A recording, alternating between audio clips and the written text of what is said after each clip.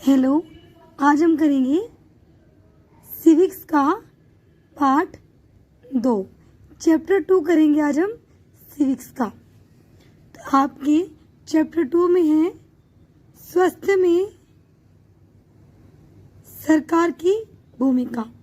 हमारे स्वास्थ्य को लेकर, जो हमारा स्वास्थ्य है उसको लेकर सरकार की क्या भूमिका रही है, इसके बारे में आज हम पढ़ेंगे।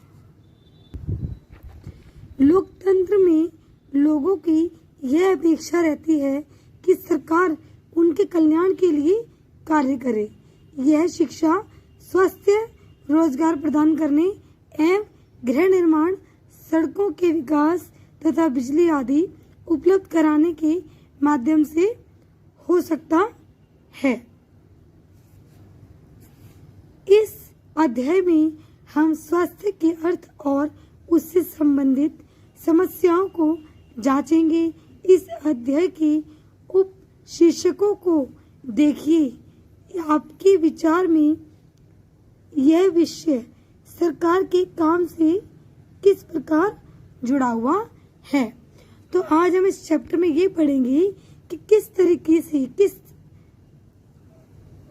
से जो सरकार है वो हमारे स्वास्थ्य को लेकर कुछ भी निर्माण करती है, नहीं करती है, या क्या सोचती है, हमारे लिए क्या क्या कार्य किए जाते हैं। जैसे कि हमारी शिक्षा को लेकर, स्वास्थ्य को लेकर, रोजगार को लेकर, गृह निर्माण को लेकर, या सड़कों के विकास को लेकर, या फिर बिजली, ये सब चीज़ों की जो ज़रूरत की चीज़ें होती हैं वो उपलब्ध कराने के लिए सरकार क्या क्या भूमिका निभाती है, इसके बारे में आज हम पढ़ेंगे। अब हम आते हैं यहाँ पर। पहला टॉपिक है हमारा स्वास्थ्य क्या है। स्वास्थ्य के बारे में हम अनेक प्रकार से सोच सकते हैं। स्वास्थ्य का अर्थ है हमारा बीमारियों और चोट आदि से मुक्त रहना। एक स्वास्थ्य का अर्थ ये होता है कि हम किसी बीमारी से या चोट से इससे मुक्त रहे, हमें कोई चोट न लगी हो या हमें कोई बीमारी ना हो। लेकिन स्वास्थ्य केवल बीमारियों से संबंधित नहीं है। अपने उपयुक्त कॉलेज में से केवल कुछ स्थितियों को ही स्वास्थ्य से जोड़कर देखा होगा। प्राय हम ध्यान नहीं देते हैं कि उपयुक्त हर स्थिति का संबंध स्वास्थ्य से है। बीमारी के अलावा हमारे लिए उन कारणों पर भी विचार करना आवश्यक है जो हमारे स्वास्थ्य पर प्रभाव डालते हैं। उदाहरण के लिए, यदि लोगों को पीने के लिए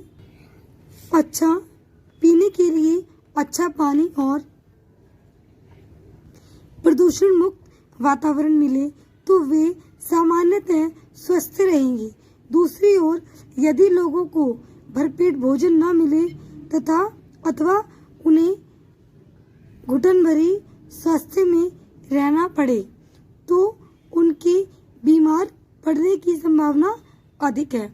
अब इसमें बोल रहे हैं कि एक तो स्वास्थ्य का मतलब है कि हमें कोई बीमारी ना हो, हमें कोई चोट चपेट ना लगी हो। लेकिन आप ध्यान देंगे कि स्वास्थ्य का मतलब ये है कि आप प्रदूषण मुक्त वातावरण में मिले आपको, और जो है स्वस्थ पानी मिले, और आपके स्वास्थ्य पर कोई भी प्रभाव न पड़े किसी भी तरीके का, तो आप जानेंगे कि आप स्वस्थ हैं। आप इसके लिए कुछ चीज़ें बहुत ज़रूरी है, जैसे घुटन भरी जिंदगी ना हो, आपकी भरपेट भोजन मिले, इन चीज़ों से आप स्वस्थ कहलाते हैं। हम सब चाहते हैं कि हम जो भी कार्य करें चुस्ती से और ऊंचे मनोबल के साथ करें। सुस्ती और आक्रामण्य रहना, चिंताग्रस्त होना और लंबे समय तक डरे सहमे रहना स्वस्थ जीवन के लक्षण नहीं है। हम सबको तनाव मुक्त और प्रसन्न रहना चाहिए। हमारे जीवन के ये सभी पहलू स्वास्थ्य के हिस्से हैं। मतलब हमारे जीवन में हमें किसी से मतलब डरा हुआ, सहमा हुआ नहीं रहना चाहिए और सुस्त ना हो, ठीक है, सुस्त से और जो चिंता से ग्रस्त हुए हों ऐसे ना हो, वही लोग स्वस्थ कहलाते हैं। अगर आप किसी परेशानी में हैं, चिंतित हैं या आप कुछ भी डरे हुए हैं, सहमे हुए हैं, तो भी आप एक तरीके से स्वस्थ नहीं हैं। नेक्स्ट, भारत में स्वास्थ्य सेवाएं। अब भारत में क्या क्या स्वास्थ्य सेवाएं हैं ये पढ़ेंगे हम। आइए भारत में स्वास्थ्य सेवाओं के कुछ पहलू का परीक्षण यहाँ दी गई तालिका के प्रथम तथा द्वितीय स्तंभों में दिखाई स्थितियों में की तुलना कीजिए। यहाँ पर आपको दिया हुआ है, क्या आप इन स्तंभों को कोई शीर्षक दे सकते हैं? यहाँ आपको ये स्तंभ दिए हुए हैं, 2 तालिकाएं दी हुई हैं, आप इनको अच्छे से रीड करेंगे और इससे आपको पता चलेगा कि स्वास्थ्य की जो सेवाएं हैं भारत में वो कितनी हैं। जैसे मैं रीड करना स्टार्ट करती हूँ यहाँ से। संसार भर में भारत की सर्वाधिक चिकित्सा महाविद्यालय है और यहाँ सबसे अधिक डॉक्टर तैयार किए जाते हैं। लगभग हर वर्ष 15,000 नए डॉक्टर योग्यता प्राप्त करते हैं। अब आप देखेंगे कम से कम 15,000 जो है नए डॉक्टर योग्यता प्राप्त करते हैं। पिछले वर्षों में स्वास्थ्य सेवाओं की सुविधाओं में काफी वृद्धि हुई है। सन 1950 में भारत में केवल 2,717 अस्पताल थे। सन 1991 में 11,174 अस्पताल थे और सन 2000 में यह संख्या बढ़कर 18,218 हो गई। अब आप देखेंगे यहाँ से कि 1950 से 1991 तक कितनी बढ़ोतरी हुई अस्पतालों की और 1991 से 2000 तक कितनी बढ़ोतरी हुई, मतलब प्रोग्रेसिंग पर है। भारत में विदेशों से बहुत बड़ी संख्या में इलाज कराने हेतु चिकित्सा पर्यटक आते हैं। वे उपचार के लिए भारत के कुछ ऐसे अस्पतालों में आते हैं जिनकी तुलना संसार में सर्वश्रेष्ठ अस्पतालों से की जा सकती है। अब कुछ बड़ी बड़ी संख्याओं में इलाज कराने वाले चिकित्सक हैं, जो विदेशों में जो बहुत बड़ी संख्या में इलाज कराने वाले चिकित्सक हैं, वे उपचार के लिए भारत के कुछ ऐसे अस्पतालों में आते हैं जिनकी तुलना संसार में सबसे ज्यादा ऊपर की जाती है। भारत विश्व का दवाइयों निर्मित करने वाला चौथा बड़ा देश है और यहाँ से भारी मात्रा में दवाइयों का निर्यात होता है। अब भारत जो है वो हमारा तीसरा बड़ा देश है जिससे दवाइयाँ का निर्यात होता है। भारत के अधिकांश डॉक्टर शहरी क्षेत्रों में बसते हैं। ग्रामवासियों को डॉक्टर तक पहुंचने के लिए लंबी दूरी तथा तय करनी पड़ती है।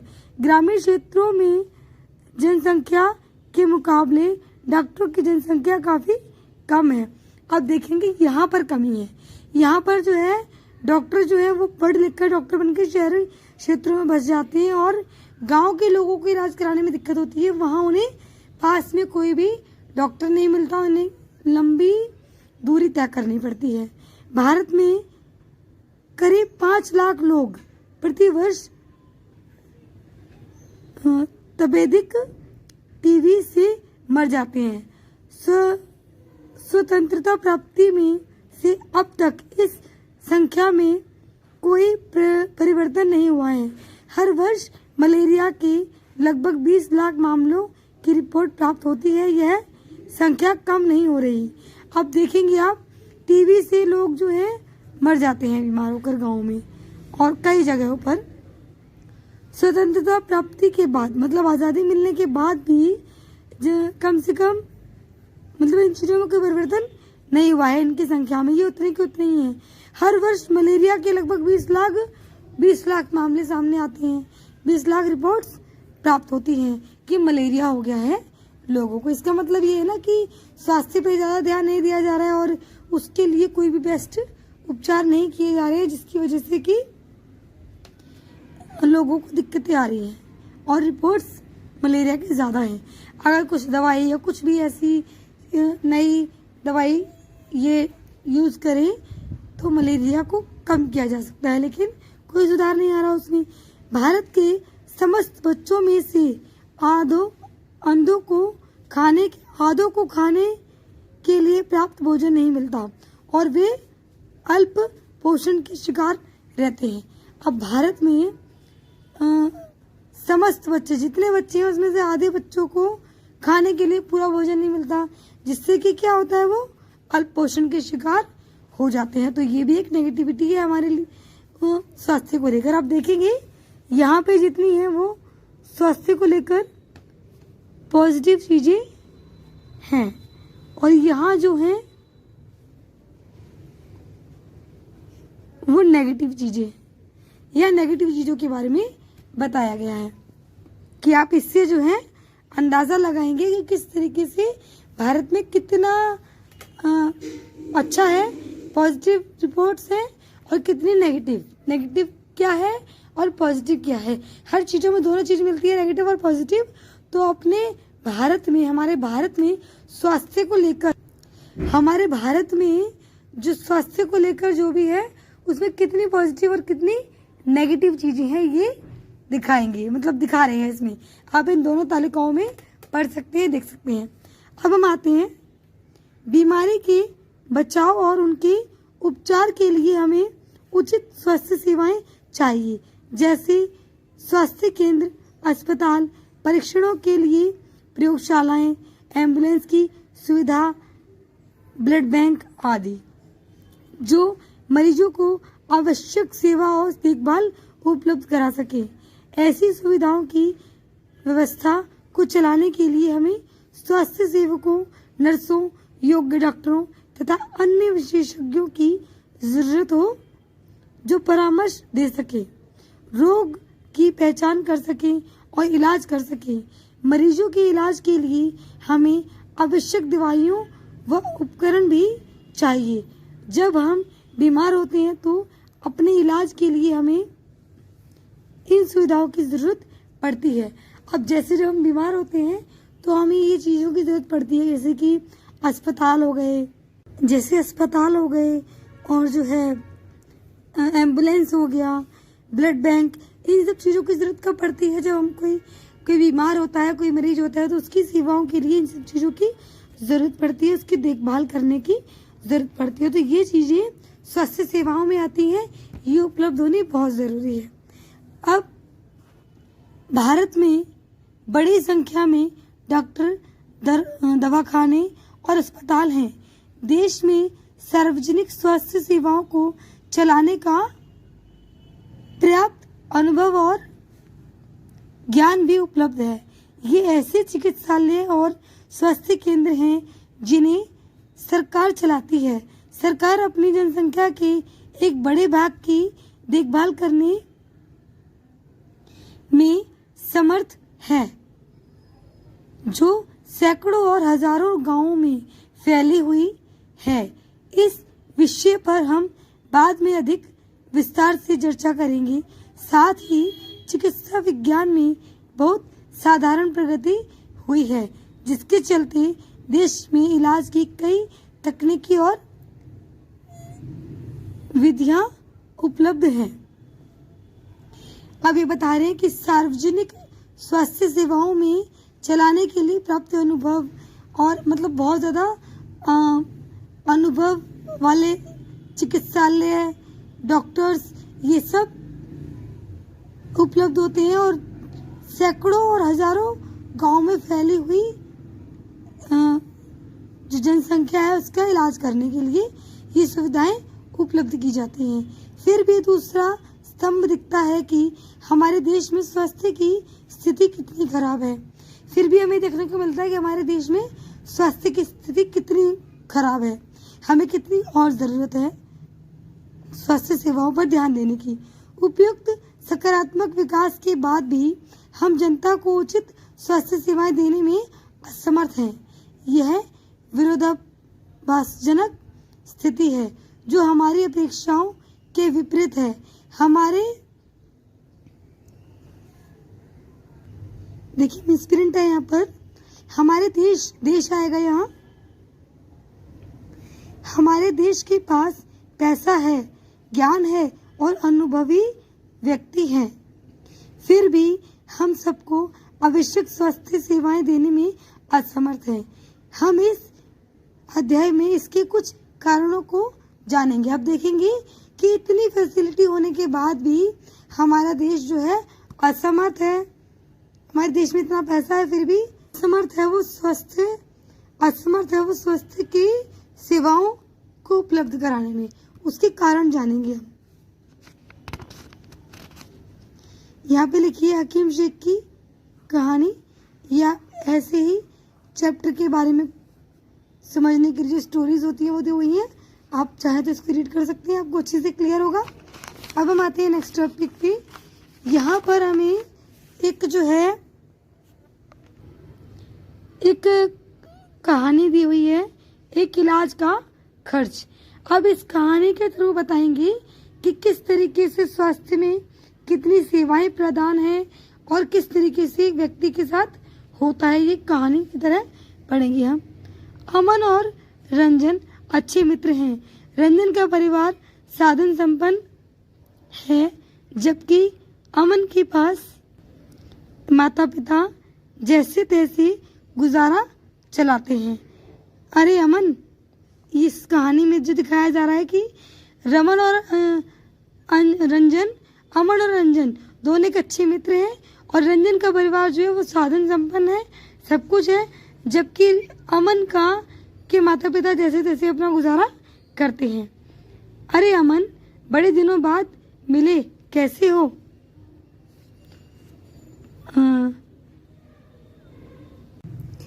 मुझे वायरल बुखार हो गया था और अस्पताल जाना पड़ा। अब ये बता रहे हैं अपने दोस्त को कि मुझे वायरल बुखार हो गया था तो मुझे अस्पताल जाना पड़ा। अच्छा, मुझे तो वायरल हुआ था। अब जैसे कि मैंने बताया आपको कि जो अमन रंजन है वो बहुत मतलब सब कुछ था उसकी फैमिली के पास, ऐसी फैमिली से बिलोंग करता था। और जो अमन है वो उसके माता पिता जैसे तैसे अपना गुजारा करते थे। वो मिडिल फैमिली बोल सकते हैं या फिर पुअर फैमिली बोल सकते हैं, ऐसी फैमिली से बिलोंग करता था। अब आप देखेंगे कि जैसे इसने बताया कि मुझे अमन ने बताया कि मुझे वायरल बुखार हो गया था तो मुझे अस्पताल जाना पड़ा। अब एकदम से जो रंजन है ये बोलता है, अच्छा मुझे भी वायरल हुआ था। मैं इसी सोमवार में स्कूल आ रहा था और मेरे डैडी किंग्सवे के नए अस्पताल में डॉक्टर को दिखाने के लिए गए। वहाँ बहुत ही अच्छा लगा। अभी अपने बारे में बता रहा है रंजन कि मुझे वहाँ कैसा लगा। अस्पताल की बिल्डिंग ऐसी चकाचक दिखती थी कि मुझे लगा कोई 5 सितारा होटल है। डैडी कह रहे थे यह एक प्राइवेट अस्पताल है और बढ़िया से बढ़िया सुविधाएं यहाँ मिलती हैं। रिसेप्शनिस्ट काउंटर पर ही डैडी को 500 रुपये देने पड़े।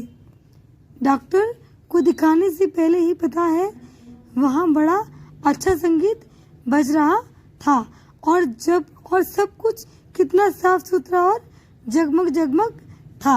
अब रंजन अपने अस्पताल के बारे में बता रहा है। डॉक्टर ने मुझे बहुत से परीक्षण करवाने को कहा, पर वहाँ तो सब लोग दोस्तों की तरह बात कर रहे थे। एक महिला ने जांच के लिए मेरा खून लिया। उसने बातों बातों में मजाक किया और मुझे दर्द का पता ही नहीं चला। जब सारे परीक्षण, जैसे कि डॉक्टर ने बातों बातों में डॉक्टर ने कहा, क्या तुमने रियलिटी टीवी पर बैडमिंटन वाला चुटकुला सुना है? ये पूछा और बस उसने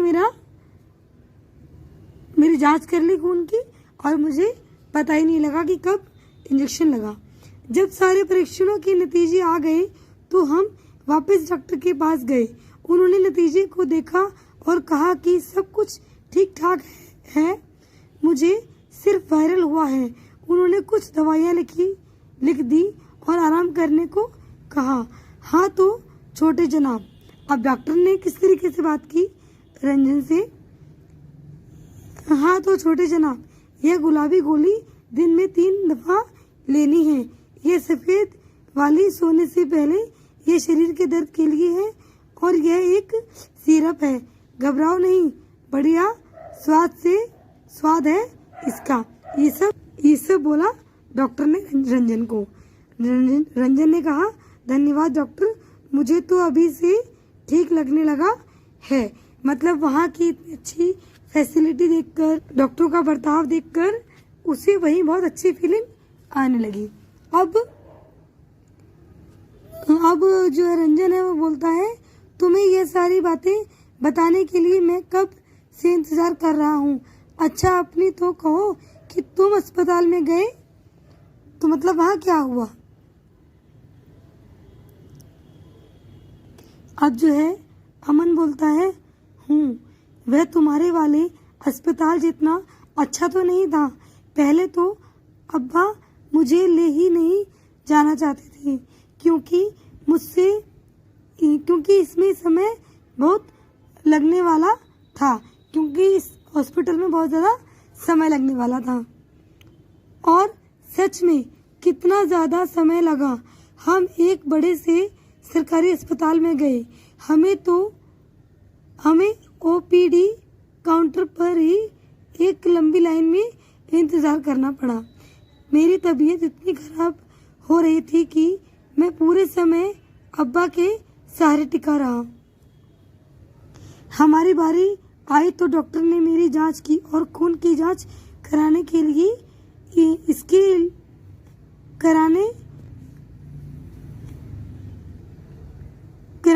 कहा। इसके लिए हमें एक और लंबी लाइन में खड़ा होना पड़ा। हाँ, जांच के लिए खून लिया जा रहा था, वहाँ भी बहुत भीड़ भड़ाका रहा था। मतलब वहाँ भी बहुत ज़्यादा भीड़ थी। अब इसे क्या करना पड़ा, पहले डॉक्टर के पास जाना नहीं चाहते थे क्योंकि बहुत समय लगेगा। फिर जब गए तो वहाँ लंबी बहुत लाइन थी ओपीडी में नंबर आने के बाद इनको डॉक्टर ने जांच के लिए बोला और जांच के लिए भी इन्हें बहुत लंबी लाइन लगानी पड़ी। हमें 3 दिन बाद खून की जांच का नतीजा मिला। फिर हम वापस अस्पताल गए। उस दिन वहाँ कोई दूसरी डॉक्टर बैठी थी। अब जब हम बहुत दिनों बाद 3 दिन बाद जब हम गए तो डॉक्टर चेंज हो चुकी थी वहाँ। मुझे इसकी ओपीडी कार्ड दिखाओ, उसने कहा। मुझे इसकी ओपीडी कार्ड दिखाओ, नहीं डॉक्टर ने। और खून की रिपोर्ट जल्दी करो, और खून की रिपोर्ट दिखाओ, जल्दी करो, क्योंकि पीछे बहुत भीड़ है, इसलिए उन्होंने इस तरीके से बात की। इसे वायरल हुआ लगता है, कोई फिक्र की बात नहीं है। बुखार उतरने की यह गोली इसे देनी है बस, और कुछ नहीं। डॉक्टर ने इस तरीके से बात की। मेरा अस्पताल था तो बहुत बढ़िया, पर उन्होंने मुझे ज़्यादा दवाइयाँ दी और मेरे इलाज में ज़्यादा खर्च हो गया। मतलब मेरा अस्पताल था तो बहुत बढ़िया है। अब जो है जिसे जो रंजन है वो उसकी बातें सुन के कह रहा है, मेरा अस्पताल था तो बहुत बढ़िया, पर उन्होंने मुझे ज़्यादा दवाइयाँ दे दी और मेरा इलाज में ज़्यादा खर्च हो गया, और मेरे इलाज में भी ज़्यादा खर्च हुआ। अब रंजन बोलता है कि अच्छा, मेरे इलाज में तो ज़्यादा खर्च नहीं हुआ। अब वो इसके बारे में सोचने लगते हैं कि कौन सा अच्छा है। अब देखेंगे आप, प्राइवेट हॉस्पिटल में ट्रीट तो बहुत अच्छे से किया, बहुत प्यार से बात की और सब कुछ पूछना ताछना ये सब करना, लेकिन वहाँ क्या हुआ, ज़्यादा पैसे लगे। सरकारी हॉस्पिटल में उन्हें एक तो दिक्कत हुई कि धक्के खाने पड़े और बहुत भीड़ भड़ाका था। भीड़ भड़ाके के बाद उन्हें 3 दिन बाद रिपोर्ट मिली। मतलब बहुत धीरे धीरे प्रोसेस हुआ और लेकिन खर्चा नहीं हुआ। अब प्राइवेट हॉस्पिटल में पॉजिटिविटी ये है कि वहाँ पर अच्छे से ट्रीट किया गया उन्हें, बहुत प्यार से बात की गई। लेकिन नेगेटिविटी ये है कि ज़्यादा खर्च हुआ। अब सरकारी हॉस्पिटल में पॉजिटिविटी ये है कि ज़्यादा खर्च नहीं हुआ, लेकिन नेगेटिविटी ये है कि टाइम ज़्यादा लगा और बहुत ज़्यादा अच्छे से किसी ने ट्रीट नहीं किया। बहुत जल्दी जल्दी करो और जाओ। अब आप देख सकते हैं कि इसमें कौन सा अच्छा है और हमारी सेवा कितनी अच्छी है। सार्वजनिक और निजी स्वास्थ्य सेवाएं। सार्वजनिक और निजी स्वास्थ्य सेवाएं क्या है? उपयुक्त कहानी से आप समझ गए होंगे कि हम स्वास्थ्य सेवाएं को दो मोटे वर्गों में बांट सकते हैं। अब जो आपने पीछे स्टोरी पढ़ी है, इससे आप समझ गए होंगे कि आप स्वास्थ्य सेवाओं को दो वर्गों में बांट सकते हैं, सार्वजनिक स्वास्थ्य सेवाएं और निजी स्वास्थ्य सेवाएं। मतलब सार्वजनिक और निजी, जो अपनी पर्सनल स्वास्थ्य सेवाएं होती है प्राइवेट, उसमें क्या होता है, और जो निजी सार्वजनिक मतलब जो सबके लिए स्वास्थ्य सेवाएं होती हैं, जिसमें बहुत सारे लोग इलाज कराने आते हैं, सरकारी होती हैं, उसकी सुविधाएं कैसी होती हैं, सेवाएं कैसी होती हैं, और जो निजी अपनी पर्सनल होती हैं उसकी सेवाएं कैसी होती हैं। सार्वजनिक स्वास्थ्य सेवाएं। सार्वजनिक स्वास्थ्य सेवा स्वास्थ्य केंद्रों व अस्पतालों की श्रृंखला है जो सरकार द्वारा चलाई जाती है। ये केंद्र व अस्पताल आपस में जुड़े हुए हैं। इससे ये शहरी व ग्रामीण दोनों क्षेत्रों सुविधाएं प्रदान करते हैं, मतलब दोनों क्षेत्रों में सुविधाएं प्रदान करते हैं, और सभी बीमारियां साधारण से लेकर विशेष देखभाल की जरूरत वाली बीमारियां, इन सभी बीमारियों का इलाज प्रदान करते हैं। ग्राम के स्तर पर एक स्वास्थ्य केंद्र होता है। गांव का जो स्तर है वहाँ पे एक स्वास्थ्य केंद्र होता है, जहाँ प्राय एक ग्राम स्वास्थ्य सेवक रहता है, जहाँ पे हमेशा एक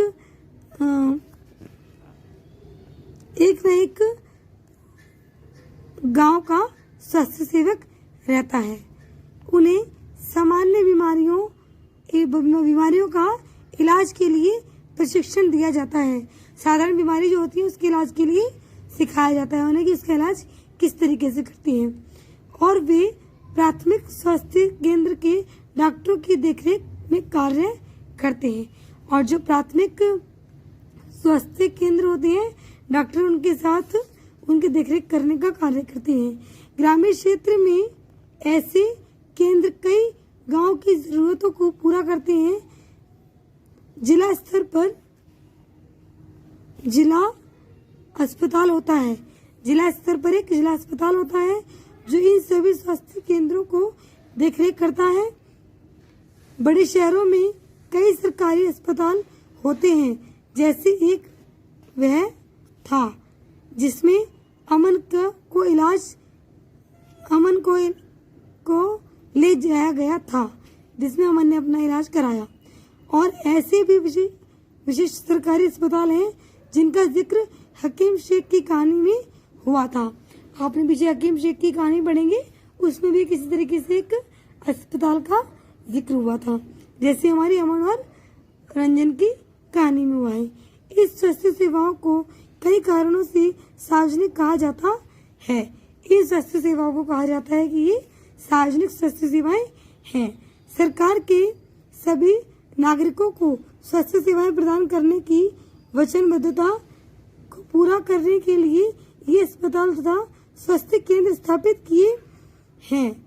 इन सेवाओं को चलाने के लिए धन उस पैसे से आता है जो लोग सरकार को टैक्स के रूप में देते हैं, इसलिए ये सुविधाएं सबके लिए हैं। सार्वजनिक स्वास्थ्य सेवाओं का एक महत्वपूर्ण पहलू यह है कि इसका उद्देश्य अच्छी स्वास्थ्य सेवाएं निःशुल्क या बहुत कम कीमत पर देना है, जिससे गरीब लोग भी इलाज करा सकें।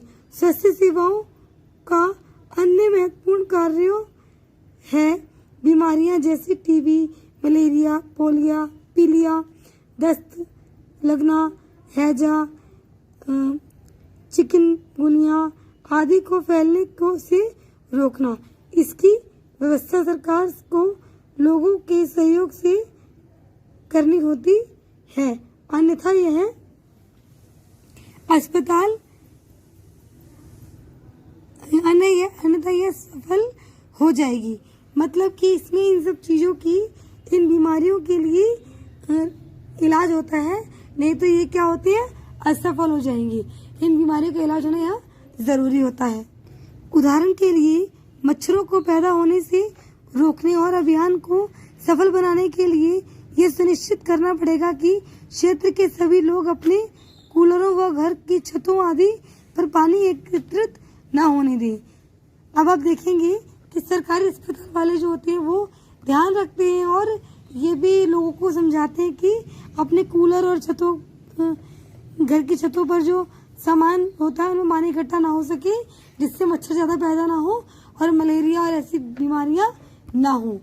प्राइवेट अस्पताल वालों को कोई मतलब नहीं होता, लेकिन सरकारी अस्पताल वालों को इन चीज़ों से मतलब होता है, क्योंकि वो सार्वजनिक स्वास्थ्य सेवाएं प्रदान करते हैं सभी लोगों को, तो वो इसके लिए भी इलाज करते हैं। और इसका ये जो है लोग पानी एकत्रित ना करें, इसके लिए लोगों को समझाते हैं, घर घर जाकर दवाइयाँ डालते हैं उनके कूलर वगैरह में, टंकियों में, और जो है लोगों को समझाते हैं, सिखाते हैं कि आपको किस तरीके से रहना है। बल्कि प्राइवेट हॉस्पिटल वालों को कोई मतलब नहीं होता इन चीज़ों से। हकीम शेख के प्रकरण को पुण्य यदि याद करिए, क्या आप जानना चाहेंगे कि उनके मामले में कोर्ट ने क्या निर्णय दिया? आपने हकीम की कहानी पढ़ी है, उसमें आप देखेंगे कि कोर्ट ने क्या निर्णय दिया। हमारे संविधान के अनुसार लोगों के हित को सुनिश्चित करना और सबको स्वास्थ्य सेवाएं प्रदान करना सरकार का प्राथमिक कर्तव्य है। उसमें सरकार का संविधान है, उसमें जो है सबको स्वास्थ्य सेवाएं प्रदान करना सरकार का पहला कर्तव्य कहा गया है। सरकार को हर व्यक्ति के जीवन के अधिकार की रक्षा करनी है। अदालत ने कहा कि हकीम शेख को जिन कठिनाइयों से गुजरना पड़ा, उसमें उनकी जान भी जा सकती थी। यदि कोई अस्पताल समय पर व्यक्ति के इलाज नहीं प्रदान कर पाता है, तो इसका तात्पर्य है कि उसे जीवन की सुरक्षा नहीं दी जा रही। अब इसमें कहा गया है कि अगर कोई सरकारी अस्पताल वाला स्वास्थ्य सेवाएं प्रदान नहीं कर सकता है किसी को टाइम पर, तो इसका मतलब ये है कि उसकी जीवन की जो सुरक्षा है वो नहीं की जा रही है। अदालत ने यह भी कहा कि यह सरकार का कर्तव्य है कि वह मरीजों को आवश्यक स्वास्थ्य सेवाएं दे, जिसमें आकस्मिक इलाज की सुविधा भी सम्मिलित हो। अस्पताल और उनके स्वास्थ्य संबंधी कर्मचारियों को आवश्यक इलाज प्रदान करने की जिम्मेदारी पूरी करनी चाहिए। कई सरकारी अस्पताल ने हकीम शेख का इलाज करने से मना कर दिया था, इसलिए अदालत ने राज्य सरकार को निर्देश दिए कि वह हकीम शेख द्वारा इलाज पर व्यय किए गए पूरे खर्च का भुगतान करे। इसलिए जो है गवर्नमेंट ने, ये कोर्ट ने कहा कि अब गवर्नमेंट जो है वो हकीम को उसके पूरे इलाज के पैसे देगी, क्योंकि सरकारी अस्पताल वालों की गलती है कि उन्होंने उनका इलाज करने से मना कर दिया। निजी स्वास्थ्य सेवाएं। अब हम पढ़ेंगे निजी स्वास्थ्य सेवाएं।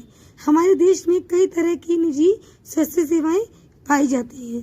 बड़ी संख्या में डॉक्टर अपने निजी दवाखाने चलाते हैं। ग्रामीण क्षेत्रों में पंजीकरण चिकित्सा व्यवसायी मिल जाती हैं, जैसे RMP।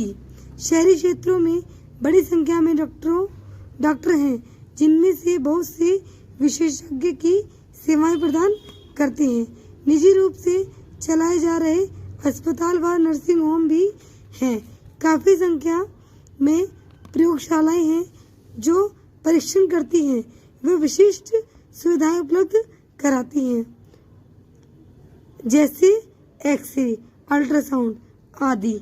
ऐसी दुकानें भी हैं जहां से हम दवाइयाँ खरीद सकते हैं। अब निजी सेवाएं बहुत सारी होती है जहाँ पे हम प्राइवेट इलाज करा सकते हैं, और जो है अल्ट्रासाउंड, एक्सरे, ये सब निजी सेवाएं प्रदान कर सकते हैं। ये सब निजी दुकानें मिलती हैं, मतलब ज़्यादा पैसे खर्च करके यहाँ जल्दी काम होता है। अब हम आते हैं जैसे कि इनके नाम से ज्ञात होता है, निजी स्वास्थ्य सेवाओं सरकार का स्वामित्व अथवा नियंत्रण नहीं होता। सार्वजनिक स्वास्थ्य सेवाओं के विपरीत इन निजी स्वास्थ्य सेवाओं में मरीजों को सेवाओं के लिए बहुत धन व्यय करना पड़ता है। अब निजी स्वास्थ्य सेवाएं चारों ओर दिखाई देती हैं। अब बड़ी बड़ी कंपनियां अस्पताल भी चलाती हैं। कुछ कंपनियां दवा को बनाने और बेचने में भी लगी हैं। शहरों के कोने कोने में दवा की दुकानें देखी जा सकती हैं। जो प्राइवेट मेडिकल स्टोर होते हैं ये भी निजी हैं, और आप देखेंगे बड़े बड़े अस्पताल भी आपको देखने को मिलते हैं। स्वास्थ्य सेवा और समानता, क्या सबके लिए पर्याप्त स्वास्थ्य सेवा उपलब्ध है? हम भारत में ऐसी स्थिति का सामना कर रहे हैं जहां निजी सेवाएं तो बढ़ रही हैं परंतु सार्वजनिक नहीं। ऐसी दशा में लोगों को मुख्यतः निजी सेवाएं ही उपलब्ध हो पाती हैं। ये शहरी क्षेत्रों में केंद्रित हैं। इस सेवाओं का मूल्य भी अपेक्षाकृत अधिक रहता है। दवाइयाँ महंगी होती हैं, बहुत से लोग उन्हें खरीदने में समर्थ नहीं होते, और इसलिए जब परिवार में बीमारी होती है तो उन्हें ऋण लेना पड़ता है। मतलब प्राइवेट हॉस्पिटलों में जाने के लिए उन्हें किसी से उधार लेना पड़ता है तब वो इलाज कराते हैं। कुछ निजी सेवाएं अधिक कमाने के लिए प्राय ऐसे कार्यों का प्रोत्साहित करती हैं जो सही नहीं है। कई बार सस्ते तरीके उपलब्ध होने पर भी उनके प्रयोग नहीं किए जा सकते। उदाहरण के लिए प्राय देखा जाता है कि कुछ चिकित्सक जरूरत से ज्यादा दवाइयाँ, इंजेक्शन या सलाइन आदि की सलाह देते हैं, जबकि साधारण इलाज भी पर्याप्त हो सकता है। कुछ डॉक्टर क्या है, पता है कि साधारण इलाज से ठीक हो सकते हैं, लेकिन फिर भी प्राइवेट हॉस्पिटल में ज़्यादा दवाइयाँ और ज़्यादा इंजेक्शंस देते हैं।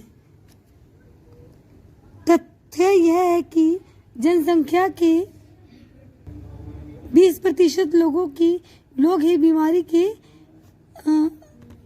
दौरान आवश्यक दवाइयों को खरीदने में सक्षम होते हैं। वे लोग भी जिन्हें हम गरीब नहीं समझते, दवा संबंधी खर्चों को उठाने में कठिनाइयों का अनुभव करते हैं। एक अध्ययन में यह पाया गया है कि कुछ लोग अस्पताल में किसी बीमारी का या चोट लगने के कारण भर्ती होते हैं, उनमें से 40% लोग खर्चों का भुगतान करने के लिए पैसे उधार लेते हैं या अपनी कुछ संपत्ति बेचते हैं। कुछ लोग जो है इलाज कराने के लिए संपत्ति बेचते हैं और उधार पैसे लेके जब इलाज कराते हैं। गरीब लोगों के लिए परिवार में हर बीमारी चिंता और मुसीबत का कारण बन जाती है। अब इतने ज़्यादा पैसे लगते हैं, इसलिए गरीब लोगों के लिए जो है बीमारी अगर हो गई तो उनके लिए एक बहुत बड़ी मुसीबत का कारण बन जाती है। इससे भी बड़ी बात यह है कि ऐसी स्थिति बार बार आती है। गरीब लोग पहले ही पोषण की कमी का शिकार होते हैं। ये परिवार उतना भोजन नहीं खाते जितना उन्हें खाना चाहिए। उन्हें जीवन की आधारभूत आवश्यकताएं जैसे पीने का पानी, घर के लिए पर्याप्त जगह, साफ वातावरण उपलब्ध नहीं हो पाता, और इसलिए उनके बीमार पड़ने की संभावना अधिक रहती है। बीमारियों पर होने वाले खर्चे से उनकी हालत और खराब हो जाती है। अब उनके पास सुविधाएं नहीं है तो जल्दी बीमार पड़ते हैं, और जल्दी बीमार पड़ते हैं तो इलाज कराने में उन्हें इतना खर्चा करने के लिए उधार लेना पड़ता है, वो खर्च नहीं कर पाते हैं, उनकी हालत और ज़्यादा खराब हो जाती है। जब प्राइवेट अस्पतालों में इलाज कराना पड़ता है तो कभी कभी केवल पैसा ही लोगों के बेहतर इलाज में बाधक नहीं होता। उदाहरण के लिए महिलाओं को तुरंत इलाज के लिए डॉक्टर के पास नहीं ले जाया जाता है। कई आदिवासी क्षेत्रों में स्वास्थ्य केंद्र कम हैं और वे भी अच्छी तरह नहीं चलाए जाते हैं, जहाँ निजी स्वास्थ्य सेवाएं भी उपलब्ध नहीं है। अब कुछ कभी जो है पैसा ही नहीं, केवल इलाज ही बाधक नहीं होता, मतलब इलाज भी बहुत मुश्किल से हो पाता है। महिलाओं को तुरंत इलाज के लिए नहीं ले जाया जाता डॉक्टर के पास। और जो है कई आदिवासी क्षेत्रों में तो क्या होता है, स्वास्थ्य केंद्र कम हैं और वे भी अच्छी तरह से चलाए नहीं जाते। वो निजी स्वास्थ्य सेवाएं जो है उपलब्ध नहीं हो पाती। क्या किया जा सकता है? अब इन सब समस्याओं के लिए क्या किया जा सकता है? जो भी हमारी स्वास्थ्य सेवाएं की जो समस्याएं हैं उनके लिए, इसमें कोई संदेह नहीं है कि हमारे देश में लोगों के स्वास्थ्य की दशा अच्छी नहीं है।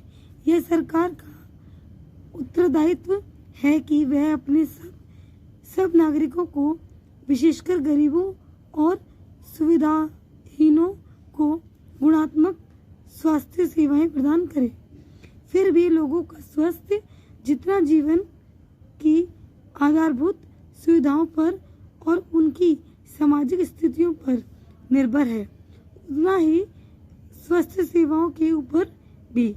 इसलिए लोगों के स्वास्थ्य की दशा सुधारने के लिए दोनों पक्षों पर कार्य करना आवश्यक है। ऐसा करना संभव है। अगले पृष्ठ पर दिए गए उदाहरण देखिए। अब अगले पेज पे आपको उदाहरण दिया है कि किस तरीके से ये स्वास्थ्य सेवाएं जो है वो प्रदान करना गुणात्मक है, मतलब फायदेमंद है, और सुविधाहीनों को, गरीबों के लिए कैसे बेनिफिट है। केरल और केरल का अनुभव। अब यहाँ पे केरल का अनुभव बताएंगे, उस वो एक उदाहरण देंगे कि किस तरीके से आप गुणात्मक, गरीबों और सुविधाहीनों को गुणात्मक स्वास्थ्य दे सकते हैं, मतलब सेवाएं दे सकते हैं। 1959 में केरल, 1996 में केरल ने राज्य में कुछ महत्वपूर्ण परिवर्तन किए। राज्य के पूरे बजट का 40% पंचायतों को दे दिया गया और पंचायतें अपनी आवश्यकताओं को योजनाबद्ध कर उनकी पूर्ति कर सकती थी। इससे गांव के लिए पीने का पानी, आहार, औरतों का विकास और शिक्षा आदि के लिए उचित व्यवस्था सुनिश्चित हो सका। मतलब इन सब चीज़ों से, ये सब चीज़ें 1996 में केरल सरकार ने क्या किया, राज्य की महत्वपूर्ण परिवर्तन लाए।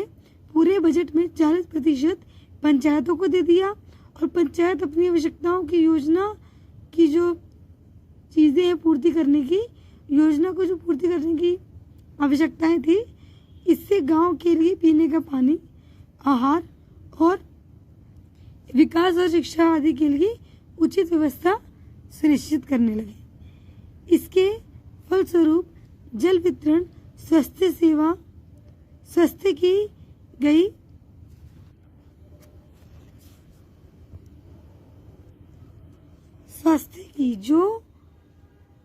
गई स्कूलों और आंगनबाड़ियों के काम को सुनिश्चित किया गया।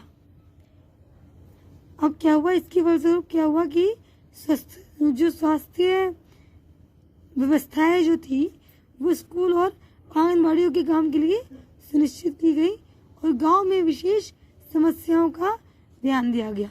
जो इम्पोर्टेंट समस्याएं थी उन पर ध्यान दिया जाने लगा। स्वयं स्वास्थ्य केंद्रों में भी सुधार किया गया। जो स्वास्थ्य केंद्र थे उनमें भी सुधार किया। इन सब कार्यों की स्थिति में आया। इतने प्रयत्नों के बाद भी कुछ समस्याएं तो बनी रही, जैसे दवाइयों की कमी, अस्पतालों का अपर्याप्त बिस्तर, पर्याप्त डॉक्टरों का न होना आदि। इन समस्याओं को दूर करना आवश्यकता है। मतलब इन सब समस्याओं को दूर करने की आवश्यकता थी, जो कि दवाइयाँ नहीं मिलती, दवाइयों की कमी होती है, या अस्पताल में बिस्तरों की कमी होती है, या डॉक्टर नहीं हो पाते उसकी। आइए अब एक अन्य देश का उदाहरण देखें और स्वास्थ्य संबंधी मुद्दों पर उनकी कार्य पद्धति को जाने। कोस्टारिका का तरीका। अब कोस्टारिका का तरीका क्या था? केरल में तो था कि भाई 40% जो बजट है उसका पंचायत को दे दो, जो कि अपनी जरूरत की चीजों का खुद कर सके, सुनिश्चित व्यवस्था है। अब कोस्टारिका को दक्षिणी अमेरिका का सबसे स्वस्थ देश माना जाता था। इसका मुख्य कारण इनके संविधान में निहित है। कई वर्षों पर कोस्टारिका ने एक बहुत महत्वपूर्ण निर्णय लिया था कि देश में से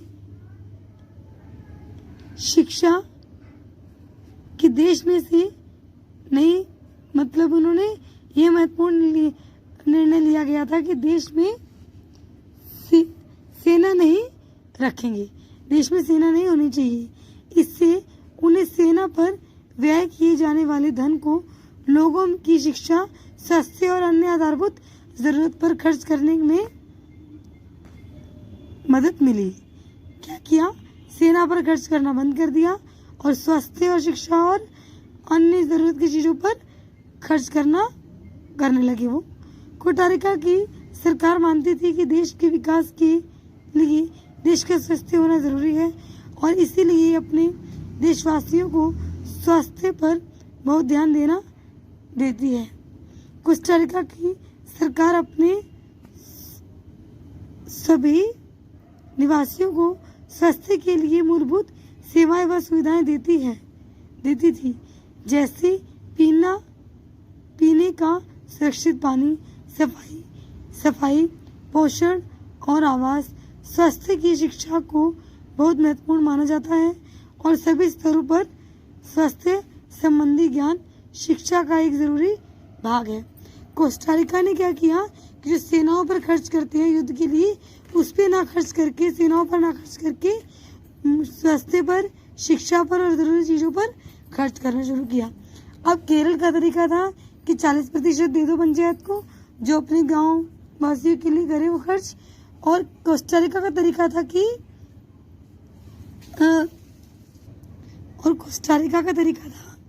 था कि भाई जो भी सेना पर खर्च हो रहा है, सेना पे ना करके जनता पे के स्वास्थ्य और शिक्षा पर खर्च करें और अन्य जरूरी चीजों पर। अभ्यास। इस अभ्यास में आपने पढ़ा है कि स्वास्थ्य में सिर्फ बीमारी की बात नहीं की जा सकती है। संविधान के लिए एक अंश को यहाँ पढ़िए। यही कहा गया था स्टार्टिंग में जब हमने पढ़ा था। और अपने शब्दों में समझाइए कि जीवन का स्तर और सार्वजनिक स्वास्थ्य के क्या मायने होंगे। आपको खुद ही समझाना है कि जीवन के स्तर और सार्वजनिक स्वास्थ्य के क्या मायने हैं। सबके लिए स्वास्थ्य की सुविधाएं उपलब्ध कराने के लिए सरकार कौन कौन से कदम उठा सकती है चर्चा कीजिए। आपको अपने इलाके में उपलब्ध सार्वजनिक और निजी स्वास्थ्य सेवाओं में क्या क्या अंतर देखने को मिलते हैं, नीचे दी गई तालिका में को भरते हुए इनकी तुलना कीजिए और अंतर बताइए। अब आप इतना चैप्टर पढ़ने के बाद आप बहुत इजी तरीके से सुविधा निजी और सार्वजनिक क्या क्या होती है, इसके सामर्थ्य क्या होते हैं, उपलब्धता क्या होती है, गुणवत्ता क्या होती है, ये आप आराम से कर सकते हैं। पानी और सफाई की गुणवत्ता को सुधार पर कर अनेकों बीमारियों की रोकथाम की जा सकती है। उदाहरण के लिए देते हुए इस कथन को स्पष्ट कीजिए। अब आप बहुत इजीली इस पूरे अभ्यास को सॉल्व कर सकते हैं। और शब्द श्रृंखला जो होती है, शब्द संकलन जो होते हैं, ये टॉपिक्स जो हैं बहुत इंपॉर्टेंट होते हैं। ये आपको बहुत अच्छे से केयरफुली रीड करने चाहिए। इसके ऊपर, इसके बेस पर एक शॉर्ट नोट जो होते हैं ना, 1 वर्ड या 1 मार्क्स के क्वेश्चंस, वो मोस्टली इसी में से आते हैं।